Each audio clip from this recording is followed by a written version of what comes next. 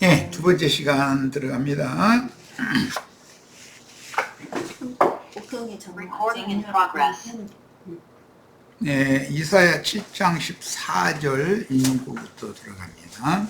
그러므로 주께서 친히 징조를 너희에게 주사. 예, 징조라는 이 말은 어떤 표적이라는 그런 뜻도 되는 거예요.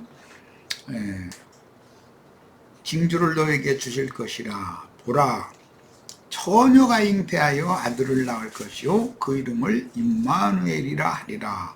이 이사야 7장 14절 말씀을 마태복음 1장에서 인용을 했죠. 자, 그런데 이제 본문에서 그 징조라는 이 말이 구원자가 오실 것이라는 그런 표적이다는 거예요. 그런데 일상적인 사람의 관념을 초월하는 표적을 보여주는 거죠. 처녀가 아들을 낳는 것은 사람들의 관념으로 맞지 않는 이야기잖아요. 그러니까 이 징조는 하나님이나 하실 수 있는 일이다라는 것을 강조한다라는 걸 알 수 있죠. 예, 처녀가 아들을 낳는다라는, 아들을 잉태하고 낳는다라는 건 이제 최종적으로는 계시록 12장에서 해를 입은 이적의 한 여자가, 거기 이적이죠. 이적의 한 여자가 이기는 자들, 철장 권세자들을 낳아서 말세에 이기는 자들을, 해를 입은 여자가 낳은 아들을 보낸다는 거예요. 그런데 인자 예수가 한번 왔는데 계시록 12장에 또 보낸다는 거잖아요. 그래서 우리가 어떻게 독생자 예수의 형제들이 되어져서 하나님 나라의 후사가 될 수 있는가를 그렇게 강조해서 말씀을 나눈 거예요. 혈통적인 예수님의 계보 속에는 영적인 하나님의 아들들의 계보가 거기에 포함되어 있는 것이죠. 자, 이제 본문에서 처녀라고 하는 이 용어는, 처녀라는 용어가 한 세 가지가 이제 자주 사용된 용어가 나오는데, 여기 본문에서는 알마라고 하는 육적 처녀의 표를 보여주는 거예요. 여기 이 용어는 그렇다는 거예요. 이 단어의 뜻은 베일을 쓴 또는 남의 눈에 띄지 않는 젊은 여자라는 뜻이고, 처녀 또는 소녀라고 주로 번역을 했어요. 그 다음에 처녀가 아들을 낳는다 이랬는데, 이것은 아들이라는 말은 창세기 3장 15절에서는 씨라고 이미 말씀 같이 나눴었죠. 그러니까 여자의 씨, 그게 처녀가 낳는 아들이란 말이야. 그런데 뱀도 씨를 퍼뜨리죠. 그럼 뱀도 사람들을 얻어서 그들 세계의 이기는 자들이라고 하는 아들을 또 낳아서 세상에 파송하죠. 그러니까 결국은 하나님의 사자들과 마귀의 사자들이 동시에 세상에 보냄을 받겠죠. 뱀의 씨는 예수님의 씨 뿌리는 비유에서는 가라지라고 그랬으니까 쉽게 알 수 있고, 그건 악한 자의 아들들이다 이렇게 했어요. 그러면 하나님의 아들들이라는 것은 처녀가 낳은 아들이다 이거예요. 해를 입은 한 여자가 낳은 아들들로 이제 완성이 되는 거예요. 자, 이런 개념을 일단 이해하고, 아들이라는 이 말은 창세기 3장 15절에 근거한 씨 뿌리는 자, 그런 뜻이고, 여자의 씨, 이것은 이미 룻기를 상고한 것처럼 며느리 룻이 낳은 오벳이라는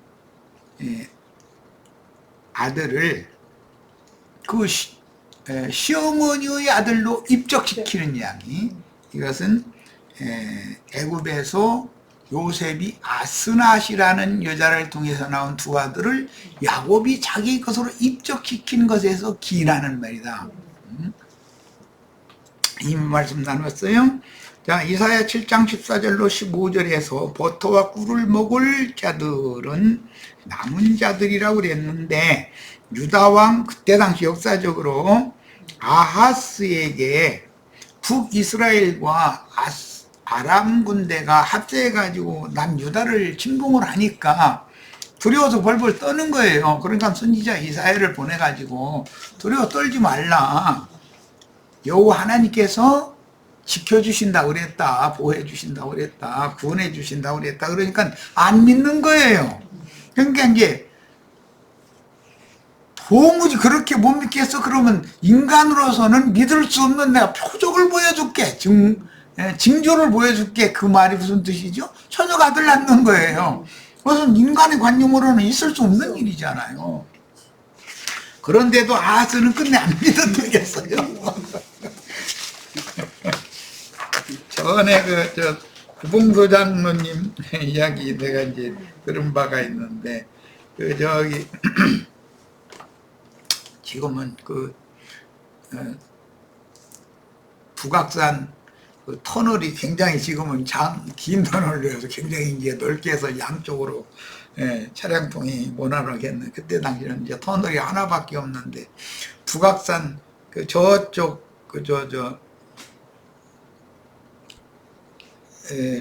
반대쪽에서, 그러니까 문화촌 쪽에서 이렇게 올라오는 마루턱이 연예인 교회라는 그 예배당이 하나가 산속에 있었어요. 경관전이 있었는데, 거기 구봉소 장로님도 이제 연예인이었으니까 그 교회당의 이제 장로님이었죠.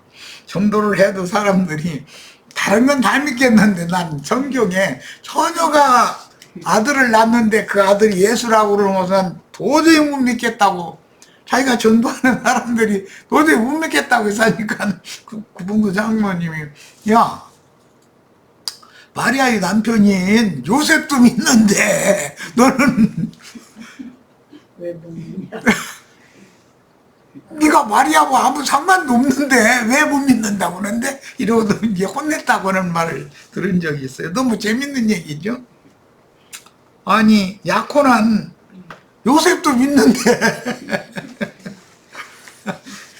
약혼자도 아닌 먼 후세대 사람들이 나는 그걸 안 믿는다 그러면, 그게 인간의 속에는 예배당에는 왔다 갔다 하지만 불신이라는 것이 꽉 차 있다는 거예요. 성경 말씀에 대해서 믿지 않는다는 걸 보여주는 거죠. 그런 것에 대해서 이제 징조가 뭐냐면, 그때 당시 아하스가 그렇게 완고하게 안 믿는 사람인데, 그 안 믿는 사람들에게 사람들이 도무지 믿을 수 없는 징조를 내가 보여주겠다 해놓고 처녀가 아들을 딱 낳으면 그러면 너 믿을래? 이제 이런 거에 말하자면 내용이 그런 뜻이에요.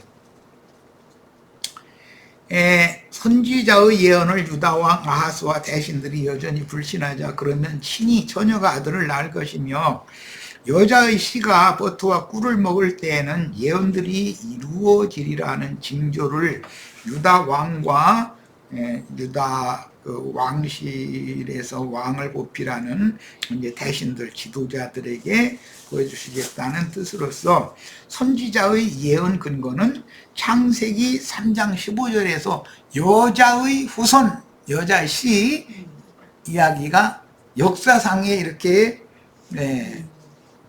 불신자들을 믿게 하기 위한 표적으로 하나님이 그 예언 말씀을 역사상에 이걸 보여주시는 이야기고, 그것을 실현된 것이 처녀 마리아가 예수를 낳는 이야기다 하는 거예요.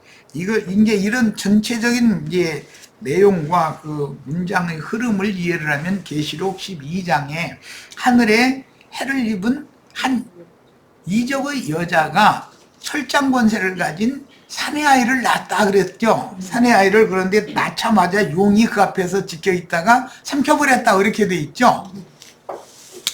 야, 그러니까 여자의 후손과 뱀의 후손은 원수이고, 그 후손은, 여자와 뱀은 원수이고 그 후손들은 대대로 원수라는 말씀이 계시록까지 계속 이어진다라는 걸 알 수가 있는 거죠.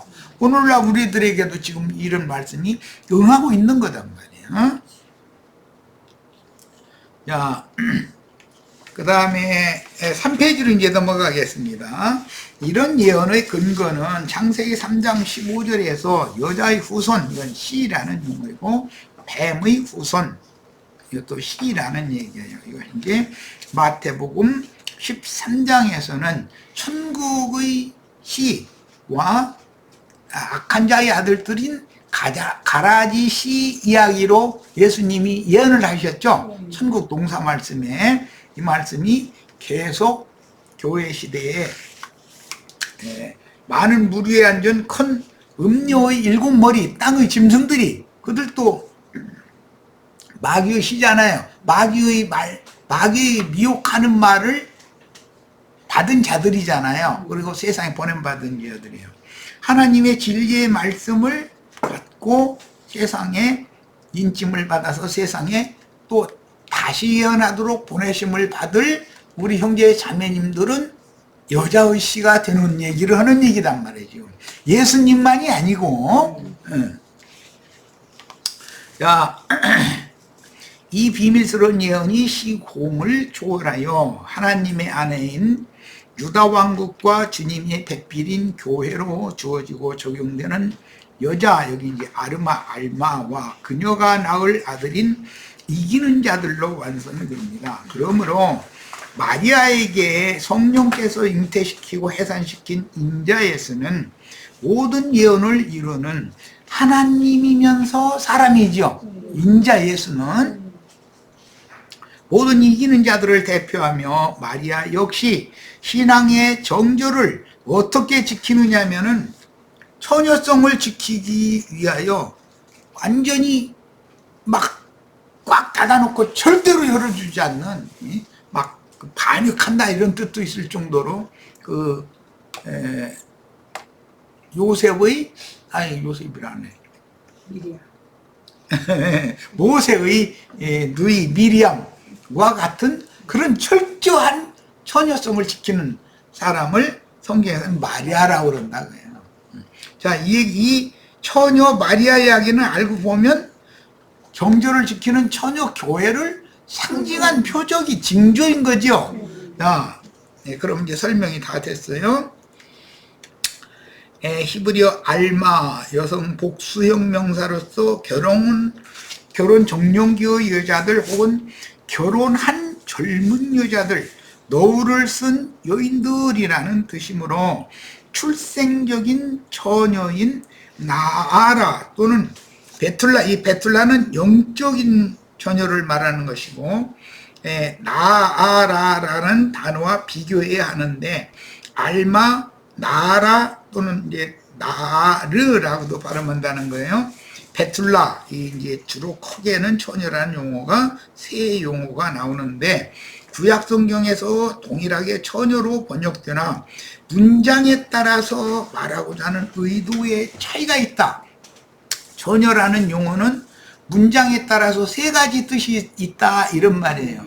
가장 중요한 게 우리는 이제 가장 중요한 건 육신적인 처녀냐 영적인 처녀냐. 육신적인 처녀라도 결혼을 한 사람이지만 외간 남자에게는 절대로 열어주지 않는 그런 아주 철저한 그 여성성을 지키는 사람을 처녀라고 성경은 표현한다 이런 말이에요. 그러니까 예수를 믿기 전에만이 아니라 예수를 믿은 후에 약혼녀가 된 후에 또는 혼인한 결혼한 부인이라 할지라도 외간 다른 남자는 절대로 쳐다보지 않는 이제 그런 경우, 이렇게 세 가지의 경우를 일러서 성경에서는 처녀라고 표현을 했다. 여성성을 지킨다라는 것이 강조점이에요.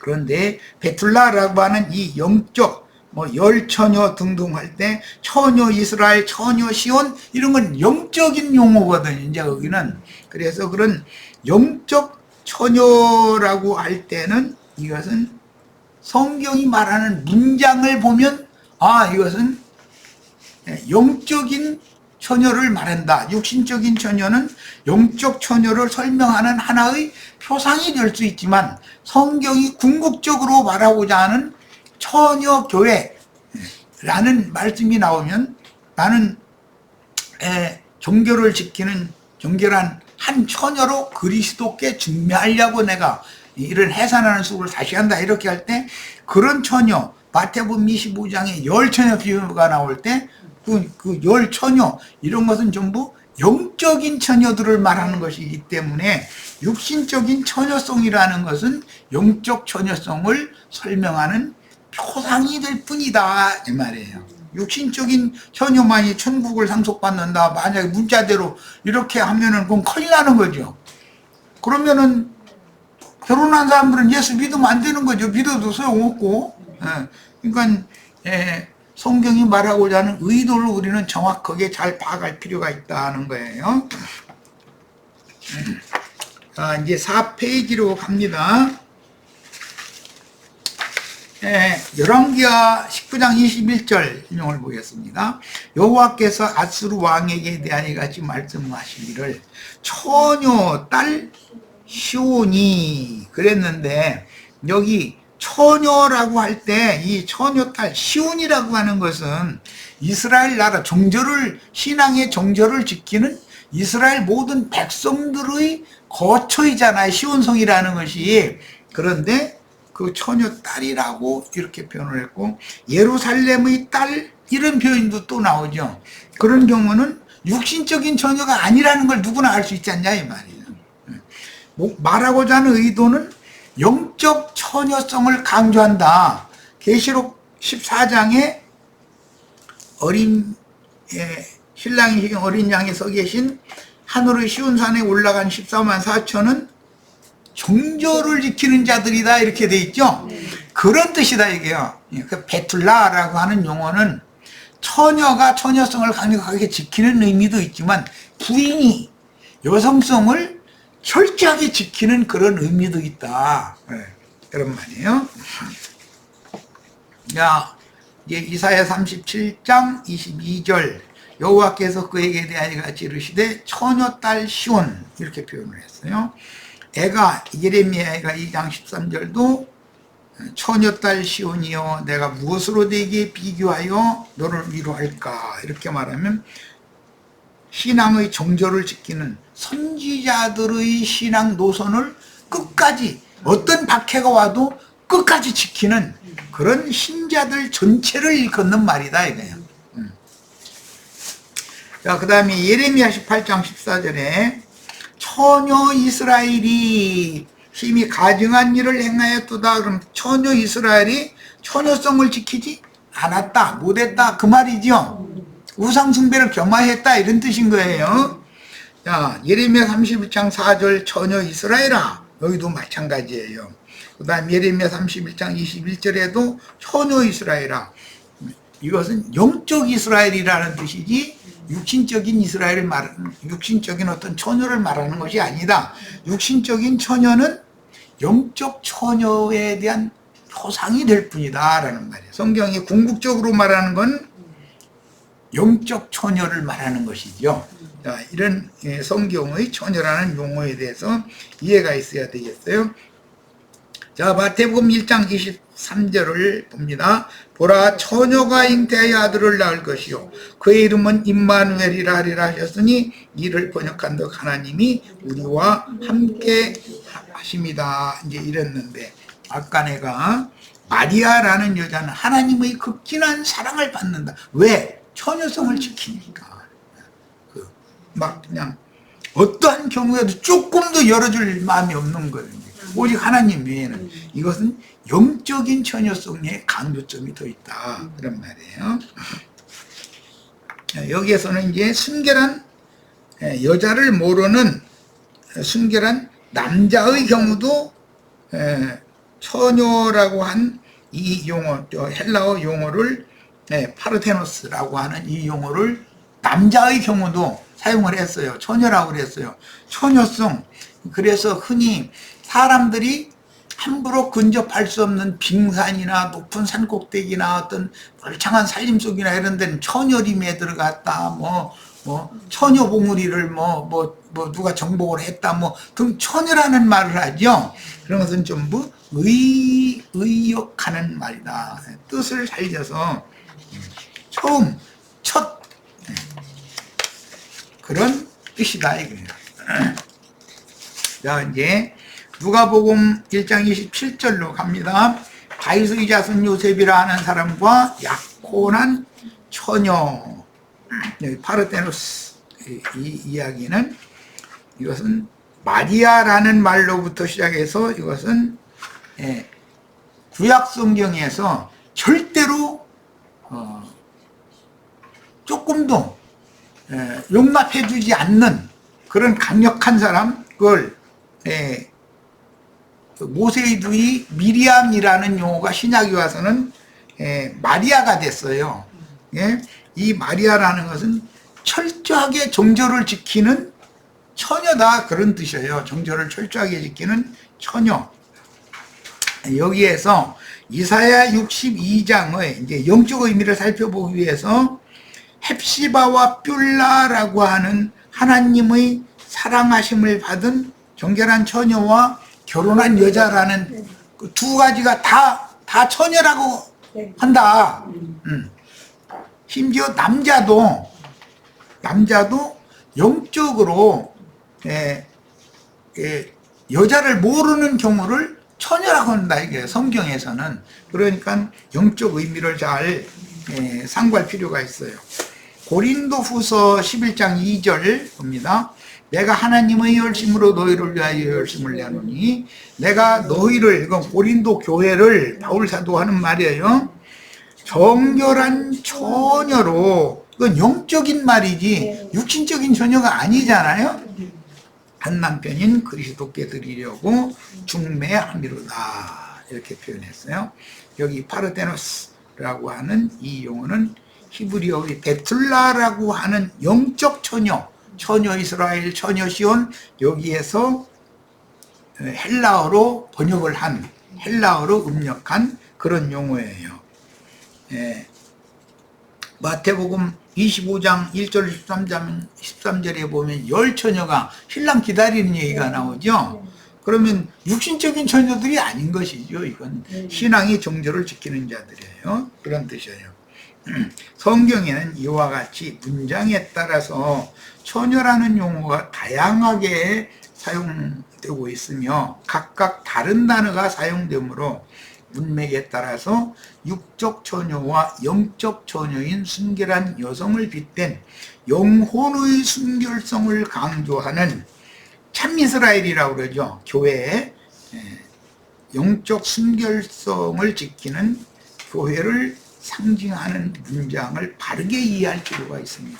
목적은 이거죠. 모든 믿는 성도들이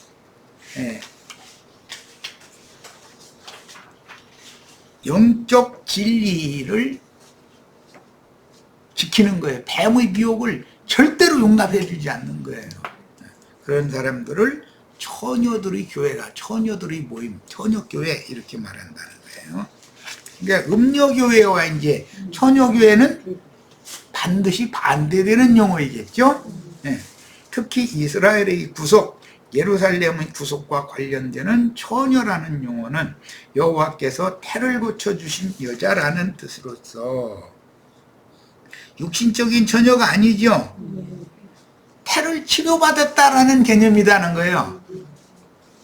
신약에서 하나님께 의로운 자라고 인정받은 성도의 교회이고 세속화되어 더럽힘을 받았으나 신앙을 회복한 후사들의 모친인 위에 있는 거룩한 성 새 예루살렘, 그래서 처녀 시온, 처녀 이스라엘이라고 말하는 것은 모두 그리스도의 신부에 해당할 사람들이라.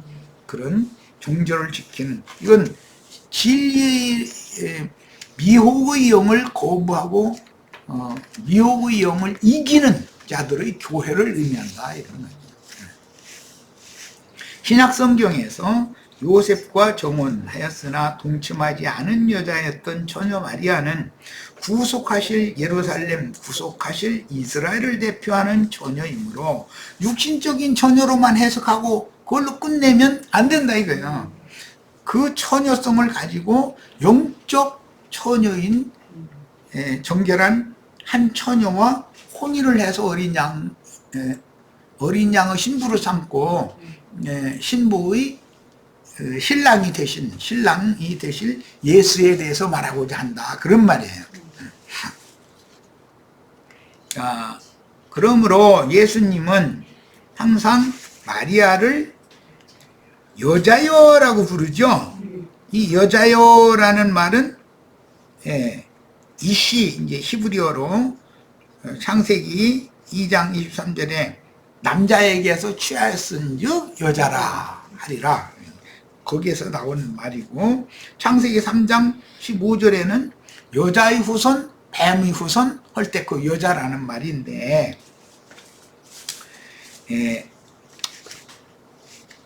하와라는 이 여자가 나중에 하와로 바뀌지요. 이름이 주어지죠. 그것은 모든 산자의 어머니라는 뜻이에요. 하나님은 모든 산자의 아버지고 하와는 모든 산자의 어머니가 되는 이야기를 하는 거예요. 그러니까 이 말은 정절을 지키는 부인도 처녀라고 한다라는 거 아까 이미 소개를 했어요. 히브리어의 단어 용법은 이렇게 사용하는 폭이 광범위하기 때문에 문장에 따라서 말하고자 하는 의도를 잘 이해할 필요가 있다. 그 다음에 하나님이 육체 곧 죄인의 모양인 육신의 모양으로 죄악이 만연한 세상에 오셔서 창세기 6장 13절에 보면 1절로 3절 사이에서 보면 육체가 된 죄인들을 버리고 떠나셨죠. 왜? 육체 속에는 죄가 거하면서 왕노릇하니까 하나님이 함께 거하실 수가 없잖아요. 그래서 떠났어요. 그 하나님, 떠나신 하나님은 구원하신 하나님이 아니라 심판하는 하나님이죠. 그러니까 예수는 구원하는 하나님이지만 구약의 여호와는 심판하는 하나님이다 이런 말이란 말이야.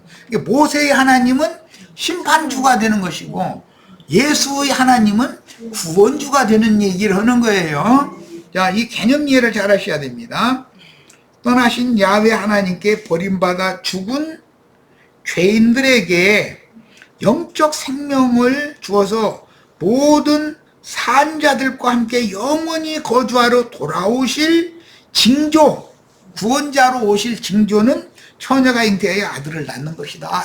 이런 영적 의미를 갖는다는 거예요. 이게 이사야 7장 14절은 그때 당시 역사적으로는 북이스라엘과 아람이 합세해서 남유다를 침공을 하니까 아하스 왕이 벌벌 떠니까 내가 지킬 거니까 하나님을 이제 선지자를 보내서 내가 너를 지키고 구원할 거니까 걱정 말아라. 그런데도 아하스와 그 당시 대신들이 절대 안 믿었다는 거예요. 그 말을, 이사야가 하는 말을 안 믿었다는 거예요. 왜? 현실을 보면 군대 수두주의가 너무 좋고 모든 면에서 약하니까 어떻게 이런 상황에서 하나님 우리를 구원한다는 말이냐고, 구원한다는 하나님의 약속을 안 믿은 거예요. 그런데 이것은 결국 유대인의 왕 예수를 죽인 것은 무엇 때문에 그래요? 안 믿었기 때문이다 이거예요. 예수님이 내가 와서 너희를 구원하러 왔다 얘기하니까 저가 어떻게 우리를 구원하겠냐 이러고 안 믿는 거예요. 그 절정이 뭐죠? 예수의 십자가 사건이다 이거예요. 그리고 예수를 십자가에 못 박아놓고 죄패에 뭐라 했어요?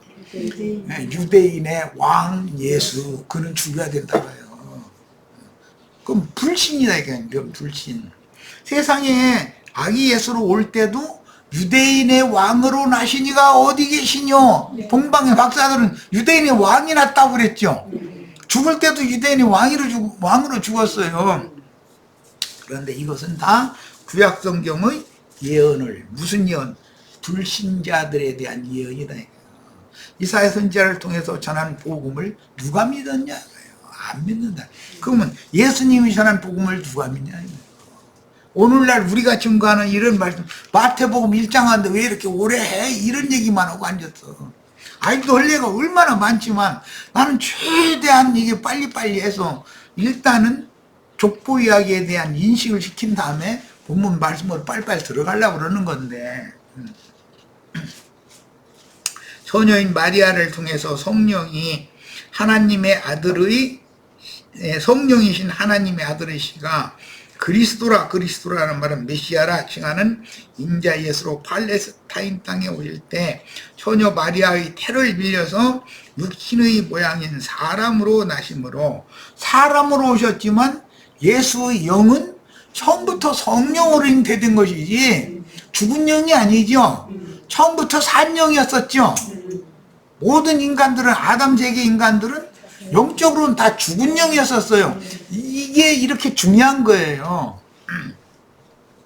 이스라엘이 대대로 고대하던 메시아 예언이 역사상에 이렇게 실현이 되었습니다. 그리고 그분이 자신의 한 몸을 세상의 죄값을 대신 갚는 대속물로 드려 받으심이 된 후에 그 영으로 부활승천하여 하늘과 땅의 모든 권세를 갖고 지자들에게 재림하여 임마누엘 예언을 이루셨습니다. 그러면 그때 당시 예수님의 지자들에게만 이 예언이 이루어지고 오늘날 우리에게 아무 상관이 없으면 무슨 소용이에요, 성경이. 응? 자, 그러니까 믿음의 법칙이라는 거, 요셉에게 꿈으로 보여주니까 요셉이 믿을 수 없는 걸 믿었잖아요. 그럴 사람이 아닌데 배가 불러와. 그런데도 하나님이 꿈에 계시한 것을, 하나님의 말씀을 현상적으로 자기의 약혼녀가 배가 불러오는 걸 믿은 게 아니고 하나님의 말씀을 믿었다고요. 그리고 남자들 알지도 못하는 처녀한테 와서 네가 하나님께 은혜를 입은 자다. 은혜를 입었다는 말은 덮임을 받았다라는 이제 문자적인 뜻은. 그런데 룻기에 보면 당신의 시녀 루시온이 당신의 옷자락으로 시녀를 덮어주소서, 덮다 이렇게 돼 있죠. 그런 뜻이다면 이게 이렇게 감싸다 끌어안다 그런 말이거든. 자, 이게 성경이 말하는 의도를 우리는 여러 각도에서 종합적으로 다 이걸 이해하고 깨닫는 게 필요합니다. 셈족은 양가의 부모님이 혼인을 허락하신 약혼관계도 법적인 부부관계로 본다. 이건 뭐 여러 번 이미 말씀드렸어요. 그 우리나라 사람들은 약혼만 해도 그건 부부관계로 보지요. 그 다음에 그래서 처녀인데도 아내라고 표현을 했고, 이에 따라 약혼 중인 처녀가 잉태한 마리아의 경우에는 일반적인 부부관계의 잉태와는 전혀 다른 영이 거듭난, 아니, 영을 잉태한 하나님의 성령으로 예수 영이 잉태했으니까 예수는 거듭날 필요가 없는 거예요. 하나님 자체이기 때문에. 그러나 다른 인간들은 혈통과 육정과 사람의 뜻으로 난 자들은 영으로는 다 죽은 상태니까 당연히 거듭나야 되는 거예요. 죽었다는 말은 하나님의 신이 그 영에 함께하지 않는다는 말이에요. 버리고 떠났다. 즉 심판주만 그의 인생에 관여를 하는 하나님이다라는 말이에요. 이것은 유대인들은 조문의 율법으로 심판하시는 하나님이, 이방인들에게는 마음에 새긴 양심의 법, 마음에 새긴 율법으로 살려주는 영은 떠나고 심판하는 영만 왕노릇을 한다. 그냥 심판하는 신에게서 구원받는 것이 예수 그리스도를 믿음으로 죽은 자 가운데서 살림을 받는 거예요. 그게 거듭나는 거예요. 자, 오늘 여기까지 해서 마치도록 합니다.